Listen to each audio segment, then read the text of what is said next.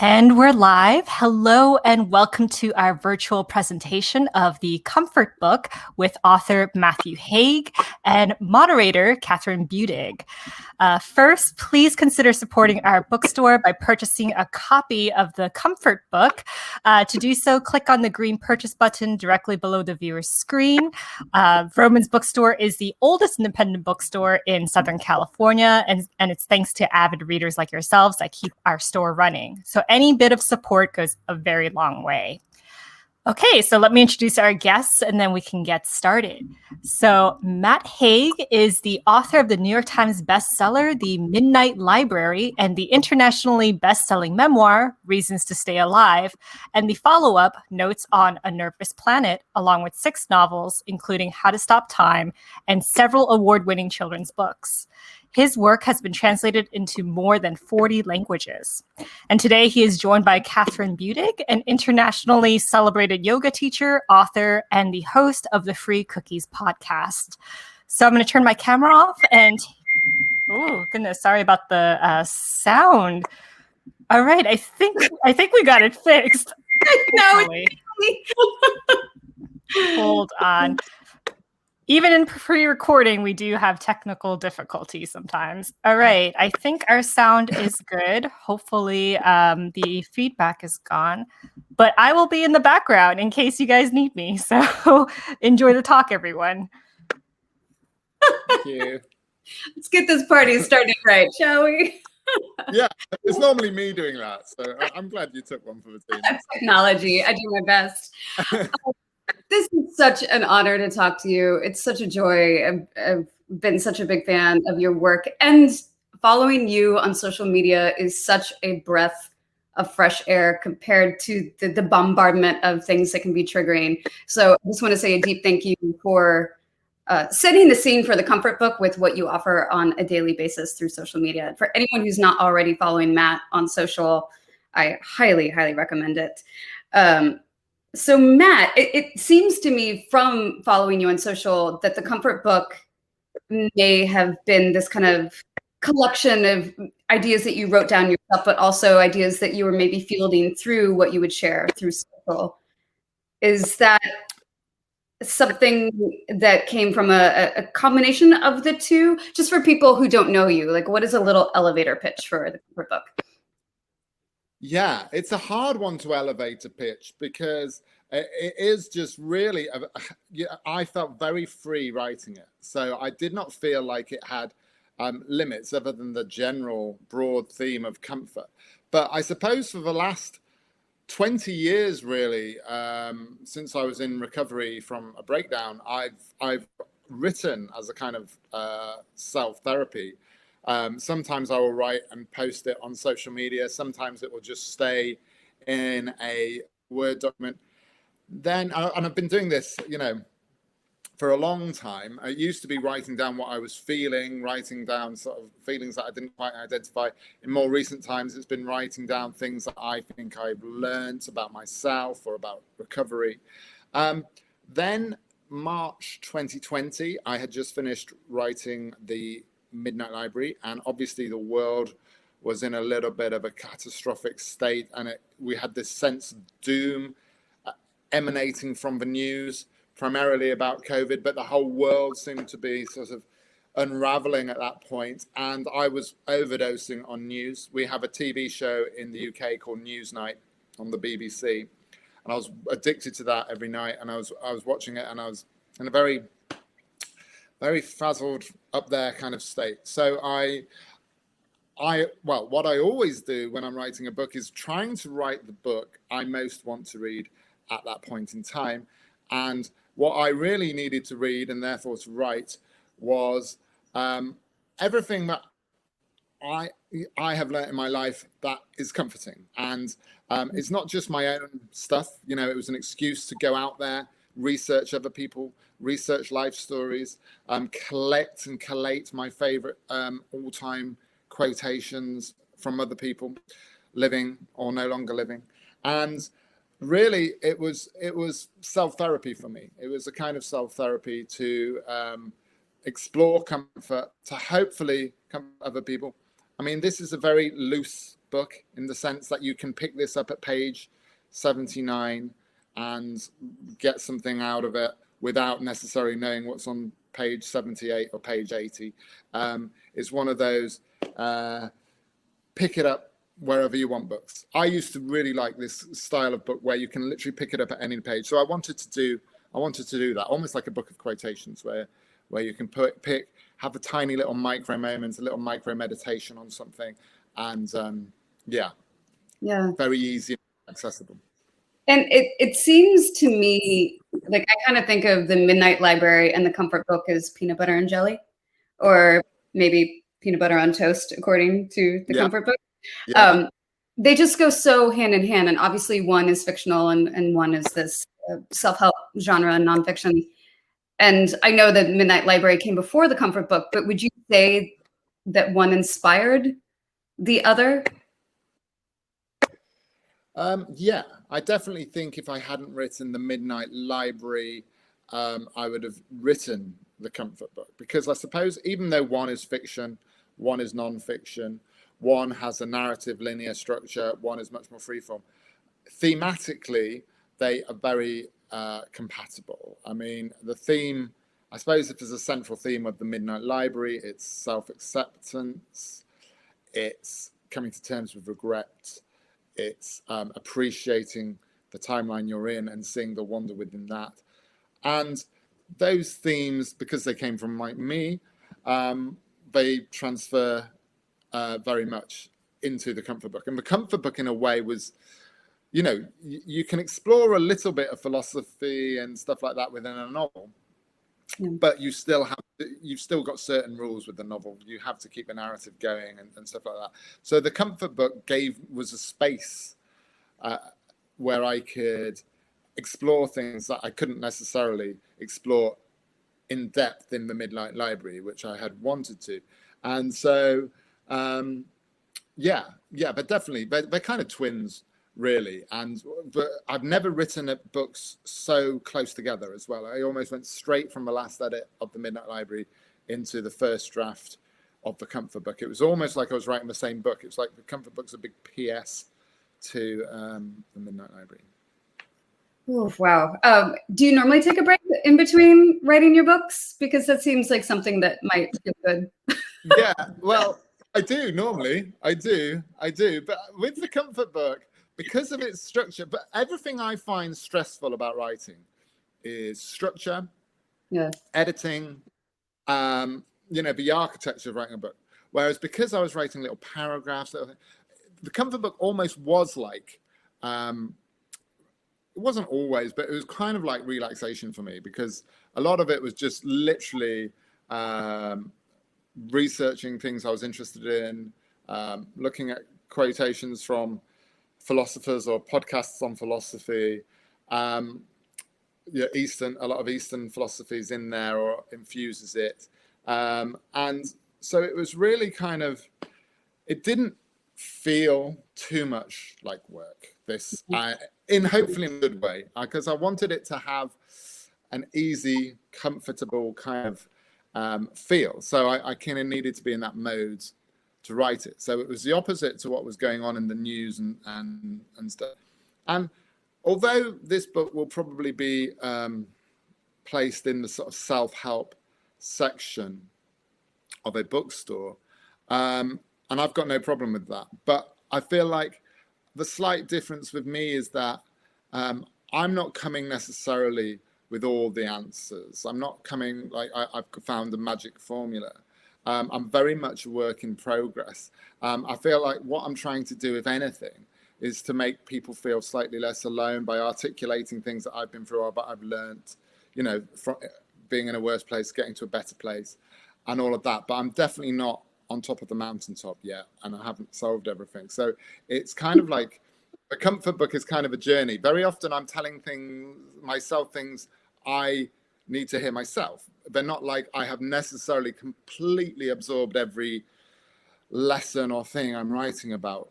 It's kind of like aspirations, meditations, aspirations, things like that. I would love to talk about that, because as a yoga teacher, sometimes I find the term self-help triggering.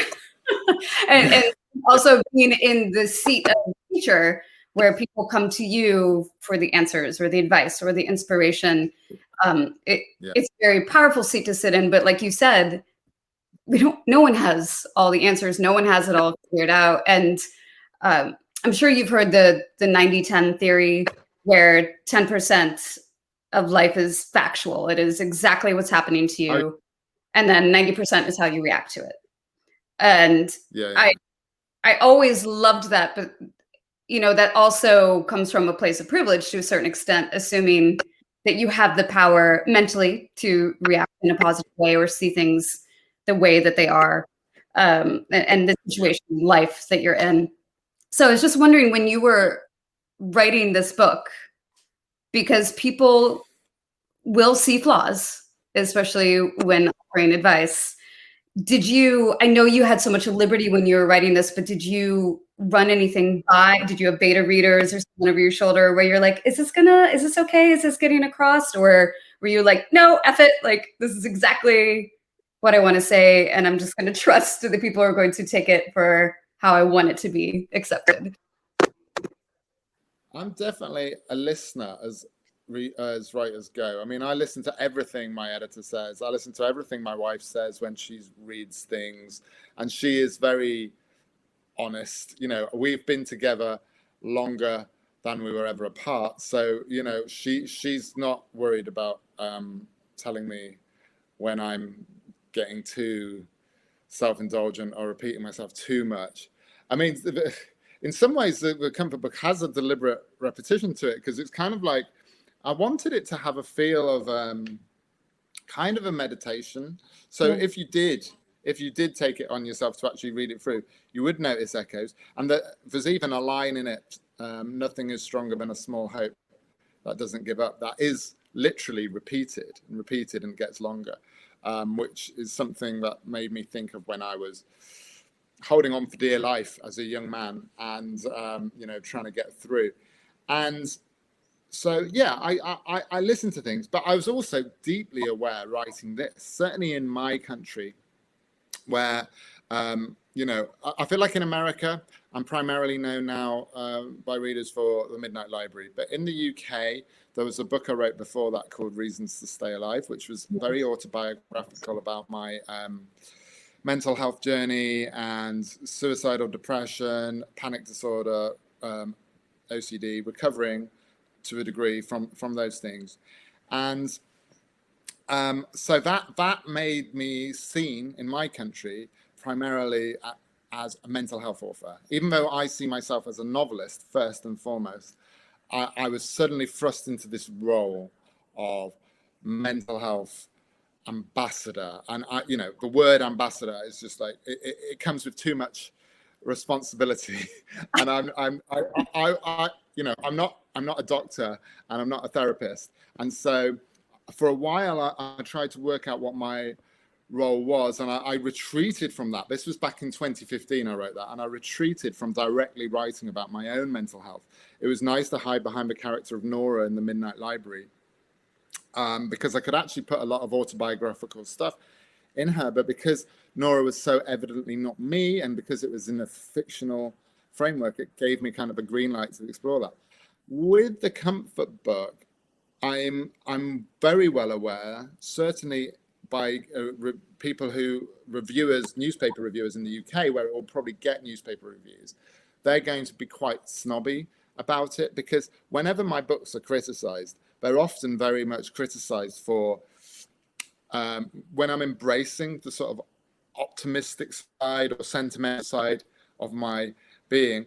And this book is almost entirely me embracing that optimistic side, that accessible side. I'm sort of like aware that there's a type of certain, it might be a British thing, I don't know, but I think it's in every literary culture where there's this idea of what highbrow important stuff is, and it's often difficult.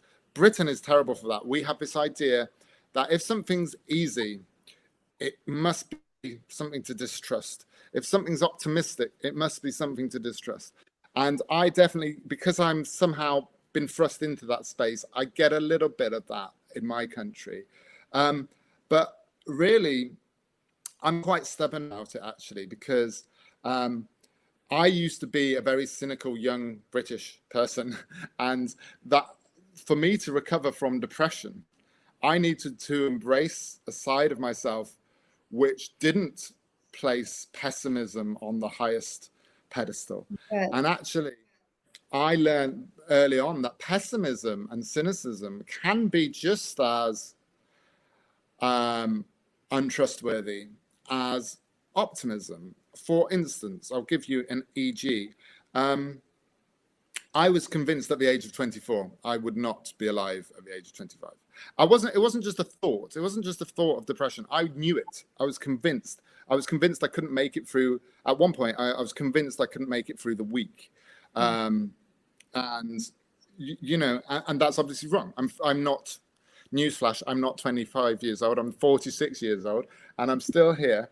And I'm very happy to be getting older, because I see it as a kind of like, triumph that I once upon a time would never have thought I would get here. So actually, what time did, by holding on, it made me, it became bigger than the stuff depression was. I held on long enough to actually realize that pessimism was a lie, and a dangerous lie.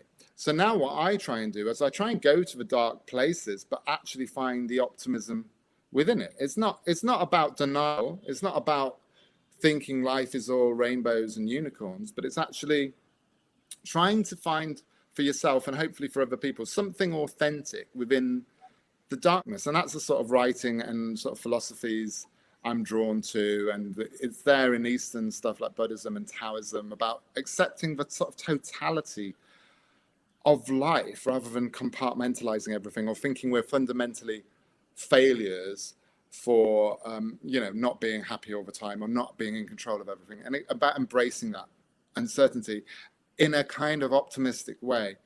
So that is definitely not for everyone, and some people are a bit, certainly some snooty literary reviewers in London will definitely not be into that. So it was kind of like, in a weird way, this is going to sound super arrogant, but I felt a bit brave writing it. Like, for the first time, I really did not care.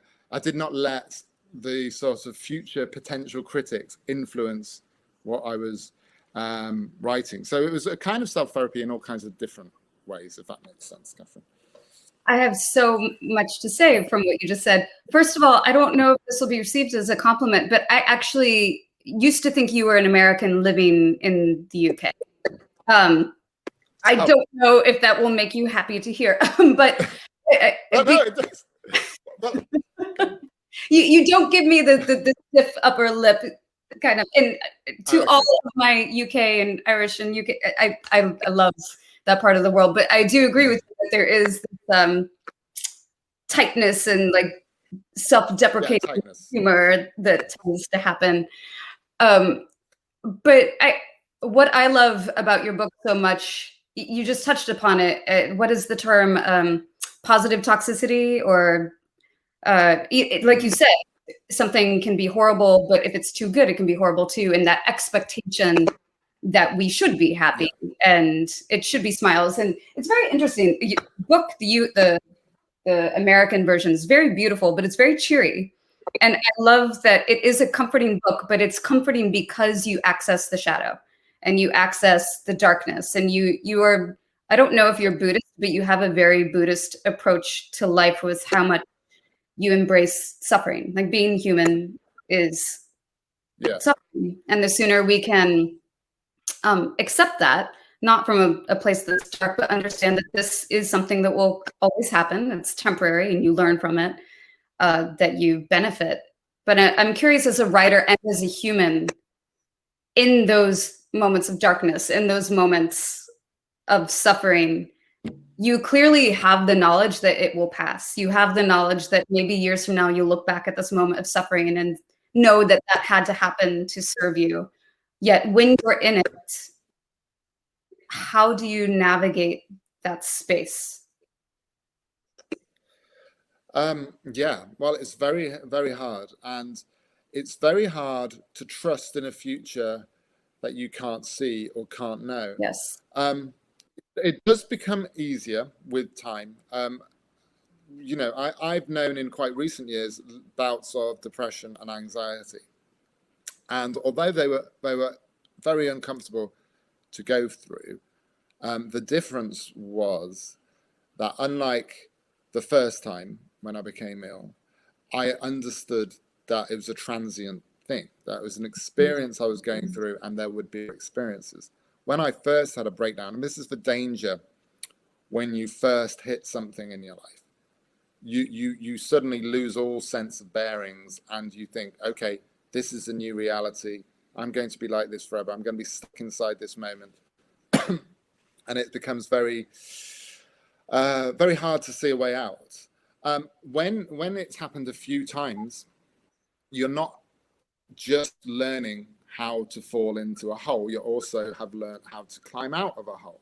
And you sometimes learn that to climb out of a hole, you often just need to literally hold on through those moments. And so it's about not knowing the future, but about having faith in change and faith in yourself. So in a very strange way, for me, what helps me through the bad times is the bad times. It's the previous bad times which I have survived. So even if you feel like you're at your very, very worst moment in life, I suppose there's at least the consolation that in the future, you surviving that moment will have a use. It will have expanded you in some way. The way that, if a bodybuilder is trying to sort of expand their body, they do it by pain and resistance. I suppose mentally, those moments of pain and resistance, they do expand us in some way. And yeah, I mean, the hardest question I ever got in a live event about mental health was a few years ago in Scotland.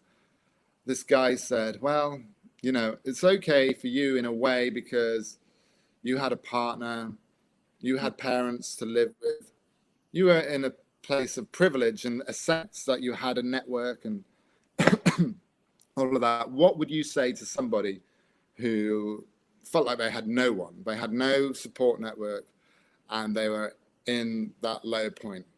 What would you say? What is their sort of reason to keep going, their reason to stay alive? And I really struggled answering that, and I didn't answer it very well at the time. But I have since sort of thought about that a lot, and I think actually it's kind of the same. Even though I had people, and I value, and I'm very grateful for having those people, there can be this very weird state of mind you can feel at your lowest, where anything is a disadvantage. So if you've got other people in your life, you think, oh, I'm a drain on them, I'm a burden, it's selfish for me to stay around. All this negative thinking which comes out of depression. And the reason you kind of stay around is for other people, but it might not be literal other people external to you. There are other versions of yourself, other experiences you're going to have, other people, yes, that you will meet outside of yourself, but other unknown things, other unknown versions of you who will be thankful that you got through moments. So you still stay alive for other people, but it's the other versions of yourself. And it's understanding and looking back at your own life at how much you've changed in different ways since you were a child, since you were in your 20s, whatever, and understanding there will be the same amounts of change. And if you felt something different before, you will probably have something different after. And no feeling is eternal. Yes, there are chronic conditions. Yes, you can know depression and anxiety throughout your life. But even within conditions, there's change. There's perspective that can change. There's ways you reframe things. There's therapy. There's ways you can work out stuff. So that particular low point, ironically, is also the point at which you think everything's going to get worse. Normally, that is the point at which it is the worst, when you think everything's going to get worse. Because that place at the bottom of the valley, you never have a good view ahead. But you just have to have faith that there's been a very winding up and down road to get to this point, and there will be a very winding up and down road in the future, and you will not stay at this point forever. And that thread is woven so beautifully throughout the Comfort book, and all the more reason for anyone who struggles with depression to keep this book by their bed or in their bag and read it, and mark the pages that remind you. They're like little tattoos that you can just keep coming back to have that kind of support system, which leads me to wonder how you are, because we are recording this the day after publication. And yes. woo, Midnight Library, I think, has sold 2 million copies. Matt Haig, what is it like to run the gamut of knowing what it's like to not be published, to have rejection after rejection, to struggle with money, to now sit where you are? And because success to me has always been this moving goalpost where you get to something you've always wanted and you have a moment of yay, and then you think, but what's next? What's next? What's next? And what is this like for you to be living this kind of wild, from where we sit, like a very wild experience?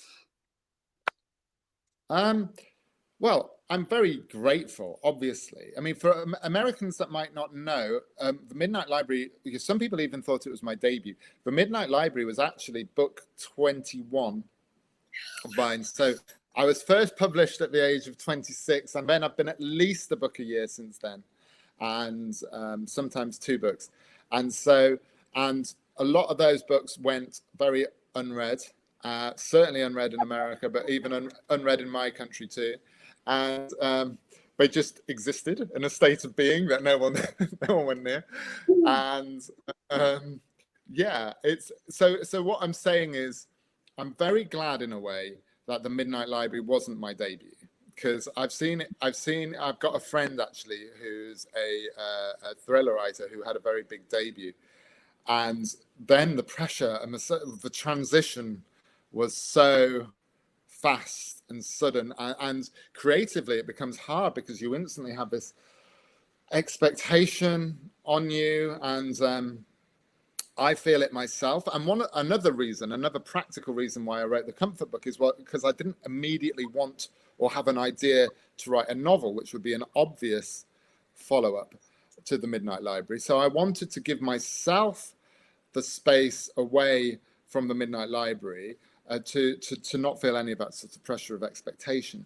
Because the Midnight Library, the comfort book is, although it's thematically the same, it's going to be marketed very differently, and it's in a different place. And the follow-up to the Midnight Library will be the sort of fiction thing. But yeah, no, it feels great in some ways. I mean, psychologically, there's always that I have to battle a lot of sort of superstitious things which have been ingrained in me, where I'm almost superstitious if things start to go well.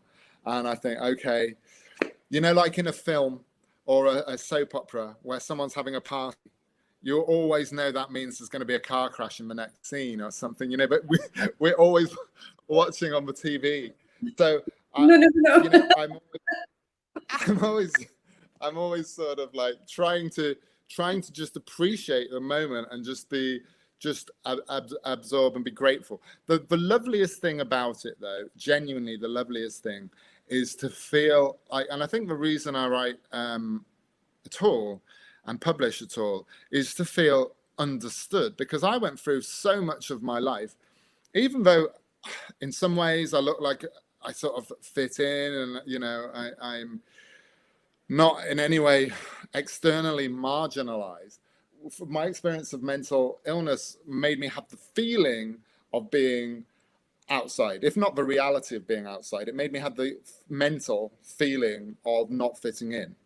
And what writing books and sort of corresponding with readers and you know, people reading and understanding your work is that sense that you're understood, and that's really a lovely feeling. And to be understood, especially in other countries, to sort of found something universal inside yourself that speaks to something in them, is a lovely feeling, and it's a great feeling, and it's the best feeling about being published. And it's been strange because it's been this weird pandemic year where it's all happened. You know, I've sort of like suddenly become people's radar through this time, and so it's felt very exciting, but also very abstract, because I've mainly been at home in the same house, staring at the same laptop or going for the same walk with the dog. So in terms of my daily life, nothing much has changed, and it will be nice to actually go and do a book tour in America. Last time I did a book tour in America, I can remember doing this event, and it wasn't at Vroman's, but it was at a bookstore somewhere, and there was only one person who turned up for the event, and the bookseller wanted to make sure that I didn't feel it was their fault by saying, "Oh, last week we had Neil Gaiman, and there was a queue round." Oh no! Queue round the block. Not Neil Gaiman. Like 1,000 people. And so, I'm not saying I'm going to be Neil Gaiman levels, but it would be nice to go and have more than one person. And by the way, that one person at the end of the event said they were just resting their legs because of their arthritis. So it wasn't even a real person. And you know what? It's actually better in those situations to have 0 people, because if it's one person, you still have to do the event. 0 person, you can sort of go and leave it and grab a meal somewhere. If there's like 1 or 2 people on the front row, you've still got to do an hour of talking about yourself. So I'm hoping that I'll get to America, and this time in book events, I will have double figures. I'll have 10 people, and I'll be happy with 10 people. And Neil Gaiman will go, and he'll be the audience this time. I mean, now you have Neil Gaiman blurbing the book, so the tides have changed. There you go. Connected to that is the kind of concept of perfection. And another writer that I love, Victoria Schwab, and she has been very extremely transparent about what it feels like, the highs and lows of the success she's had with Addie LaRue. And another writer who's been writing for, I think, half of the time she's been alive. And there's this great quote, Pastor Maurice Boyd, and he preached one time and he said, "Notice how close perfection is to despair." And it is a quote that I think about all the time, especially in a culture, and I don't know what it's like in the UK, but especially in America, there's so much pressure around being perfect and doing it. And you write about this so much in your book about being okay with not doing things. And, the only fear of missing out is missing out on yourself. I love that so much. And I mean, even the term work ethic, right? I was thinking about that the other day, where, work ethic insinuates that working harder is somehow going to improve your merit if you're working harder. Yes. So as a writer, because it can be a very lonely endeavor to write, I mean, you have to be your own cheerleader for the most part if you don't have an editor helping you or a beta reader. So as you create, and your advice for other writers who might be listening right now, how do you help yourself from feeling that need of this has to be perfect? It has to be, is swan song the right term I'm looking for? This has to be my coup de grace. This has to be perfection before I share myself with the world. Do you have any advice for just blinders on and be yourself and go? Yeah, I mean, well, in some ways I'm a perfectionist, but I'm a perfectionist after the event. So I will look back at something like the Midnight Library and just see all the mistakes. I mean, I can, it wouldn't be a very wise thing for me to do at a book event, but I could list now about 100 things that I got wrong or did in a different way in the Midnight Library that I wish I hadn't done, which is obviously stupid because it's out there and people are liking it and all of that. But all I'm saying is there is no such thing ever as a perfect. I mean, novels aren't even meant to be perfect. They're meant to be imperfect. They're meant to, they're meant to be, I think D.H. Lawrence or some old dead guy, they said that a novel is a baggy, imperfect monster. And it's just that, the only thing you can hope for, rather than perfectionism, is something within it, within your messy imperfection, something that's true. I think truth is a better thing to aim for than perfection. I mean, perfection is impossible. And I think I don't want to turn this into a philosophy lecture, but That's okay. I mention it slightly in the comfort book, but I think, if we think about Western thought, even if we're not consciously aware of where it all came from, and we don't know the names for sort of ancient philosophers, a lot of the ancient Greek philosophers were obsessed with abstract ideas of perfection.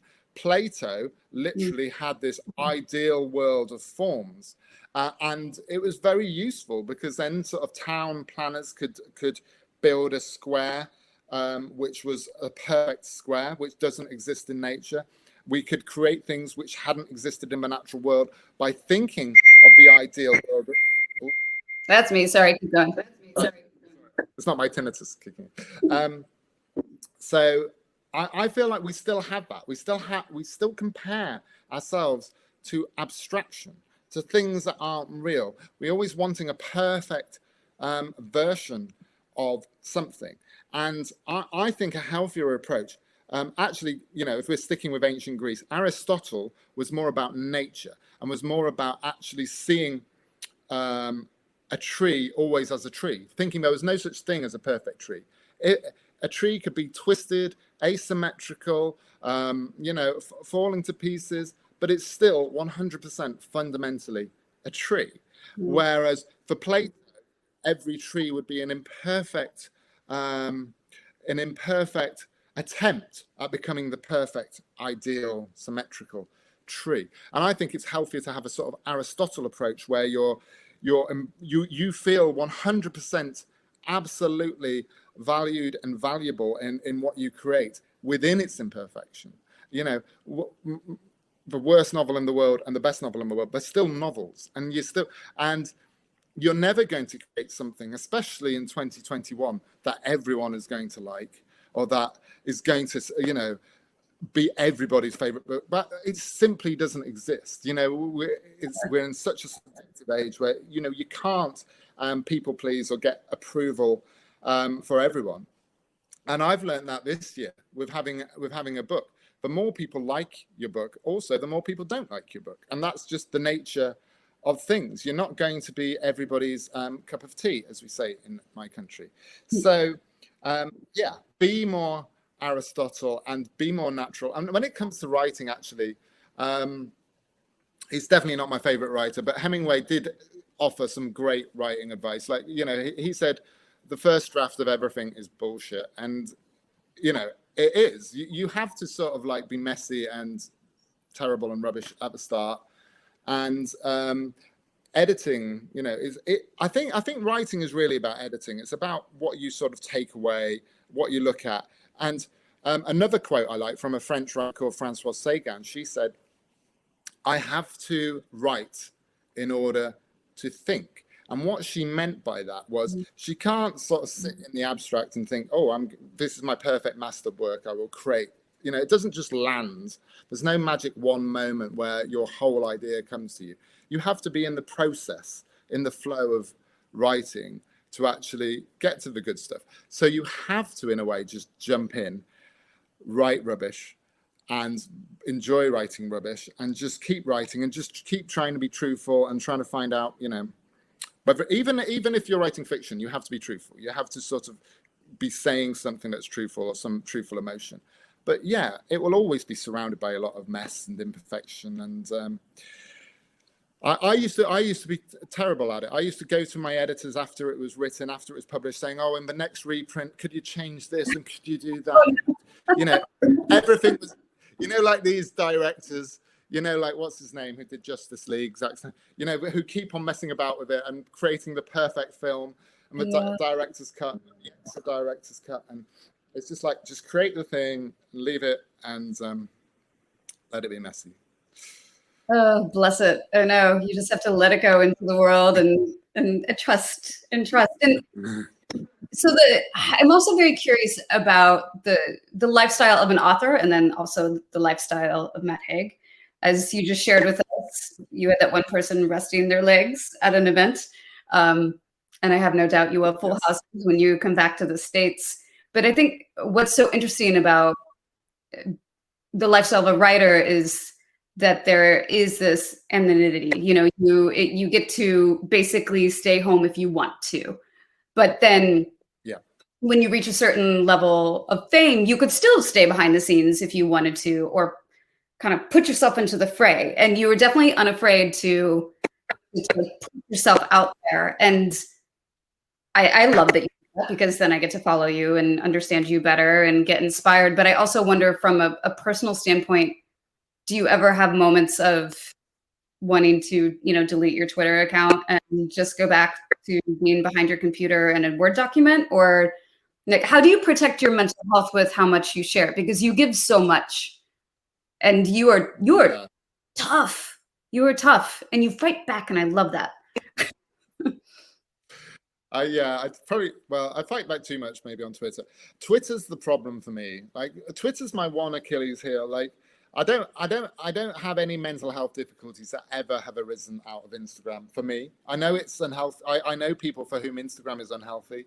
I think if you're a young woman and you've got a lot of looks pressure upon you or whatever. I mean, I don't really put that many photos up, and I've found my little space in Instagram, and it's kind of feels like a safe place. Twitter, I genuinely, Twitter is a flaw for me. I have been too addicted to Twitter in the past. Earlier this year, I took 2 months away from Twitter, and it was joyous. It was so great. I realized I definitely do not need this in my life. Like all addictive things, it gives you certain highs. Like, there will be moments where you're thinking, this is great, and I'm having this great communication, or this, this is a funny thing I'm reading, or this tweet is going down well. And there'll be moments where you think, oh, it's fine, I can cope with it.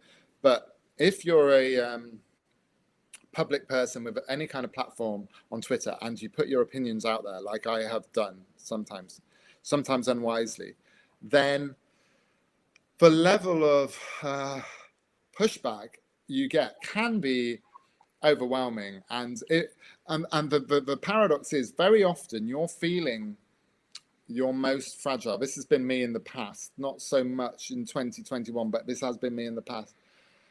2015 was a very bad year for me on Twitter, and I'd get into all these fights all the time.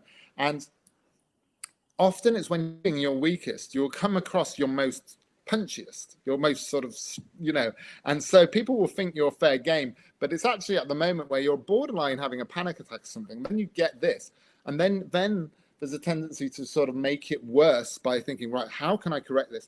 And you can't ever correct or convince someone who's set out to hate your opinion. You're not going to convince that person. That's not what Twitter's about. People aren't there changing their minds. They're there validating their opinions and being offended by the same thing. So I feel like someone like me, Twitter can be problematic, because I'm someone who likes to try and explore the nuances or contradictions in my own opinion. So it's very easy to be misinterpreted, because you have to be very clear on Twitter with what you're saying.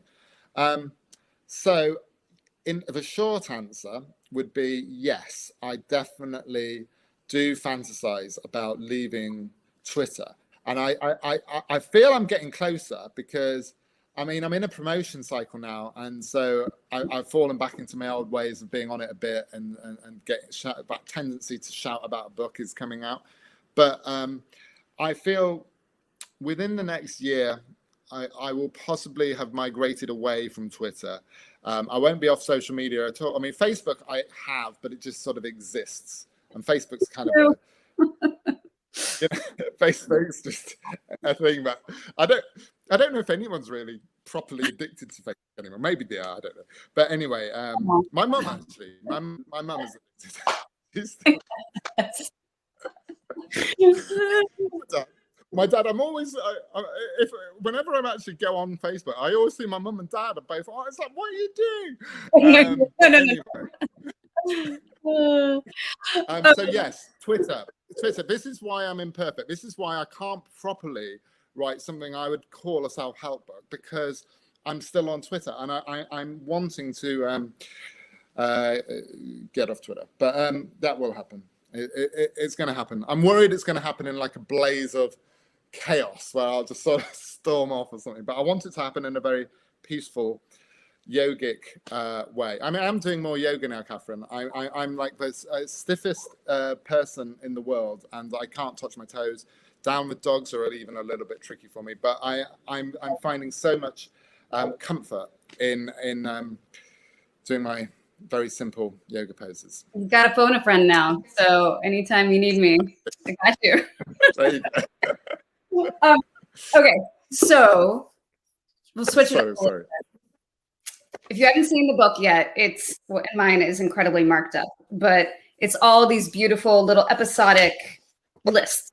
Well, not lists, but sometimes it's a quote, sometimes it's 2 pages. I think the longest might be 4 or 5 pages. And everything has a title like Good Sad or Pasta or Delete the Italics. And I'm wondering, off the top of your head, Matt, do you have, if you could list like 5, since I know you like lists, 5 of these topics in here that are your babies, like your top 5 favorite.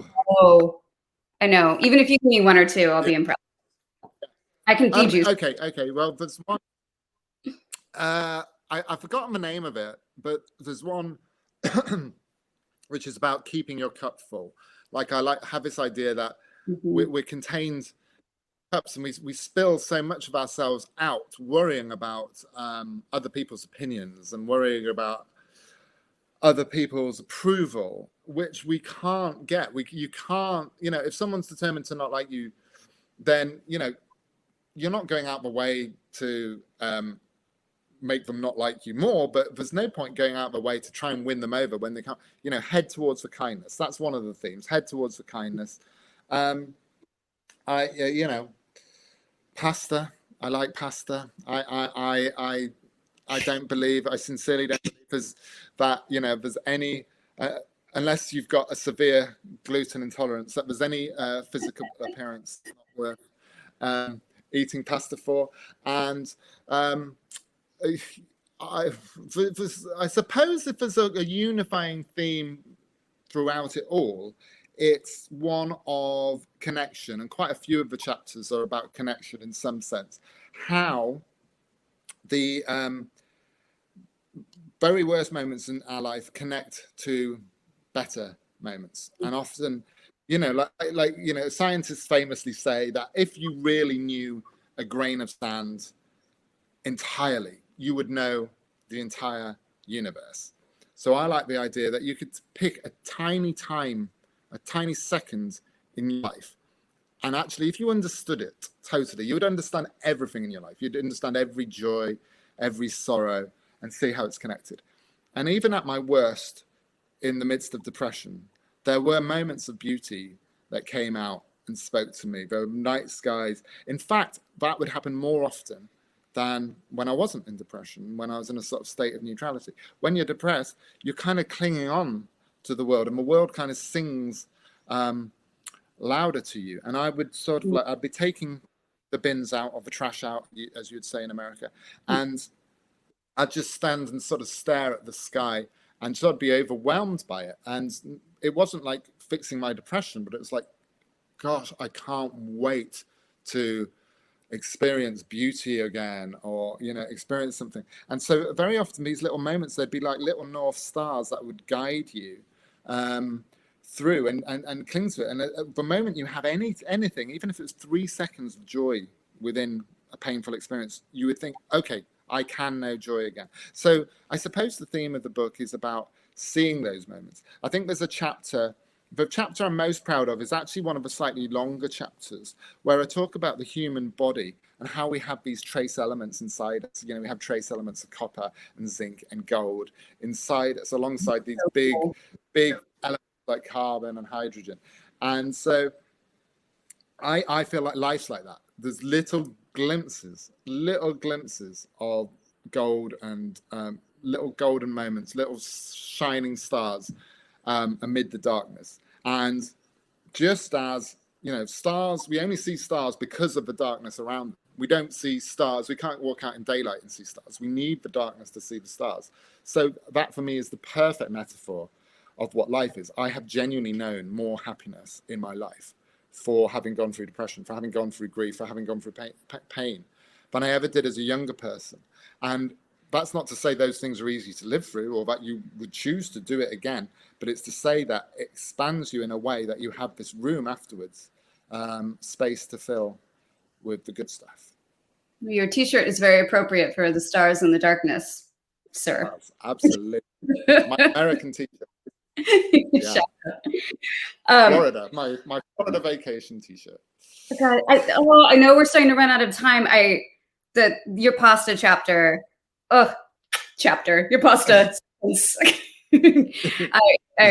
pasta. I love it. It's like the counterculture for the famous Kate Moss quote. You know, the nothing tastes as good as skinny feels.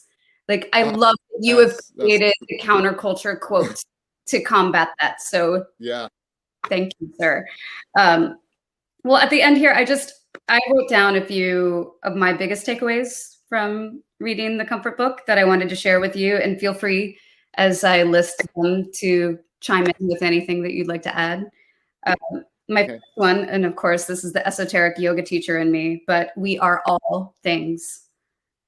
I love that takeaway. We are all things, and something, especially after 2020, that we would benefit in remembering. It's okay to be a teacup with a chip in it. That's the one with the story. Yeah, I'm a chip teacup, and I'm embracing it. There's that Japanese art, actually, isn't there? Of Kintsugi. Have you seen this?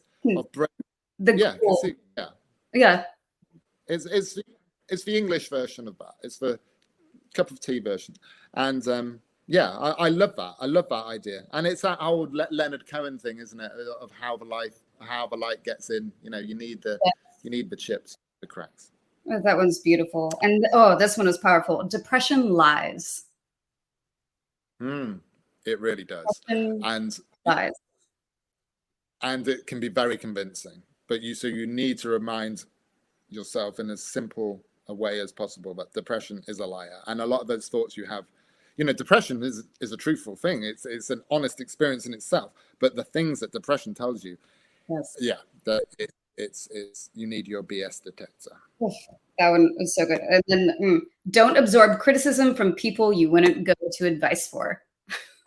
Hello. Yeah. We do that all the time. I know. And that is a classic one of me telling myself something that I need to learn myself. But I know at the deep soul level, but it is hard. So some of the comfort book is definitely not me having learned the lesson. It's me knowing the lesson and on the road to getting to the lesson. But and having a book come out is the ultimate test of that, because you can't be bothered about criticism from A, strangers, and B, people you would not go to them for advice on other things. So why are you going to them for advice on yourself? Why are you letting that come in? Do you read reviews, or do you have a strict don't read reviews policy?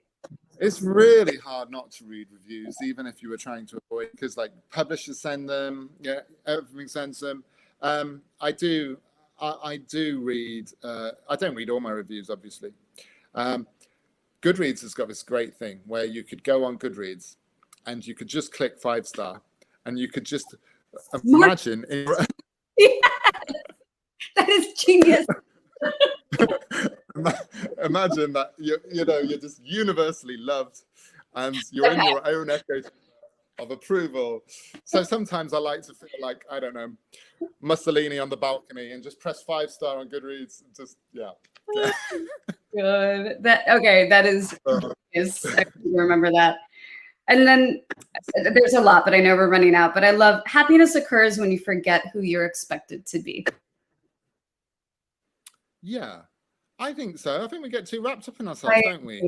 I think, and it's I suppose it's a yogic mentality to try and sort of let go of yourself a little bit, and not, you get so much caught up here, especially as a writer, because you're being encouraged to be introverted in unhealthy ways sometimes.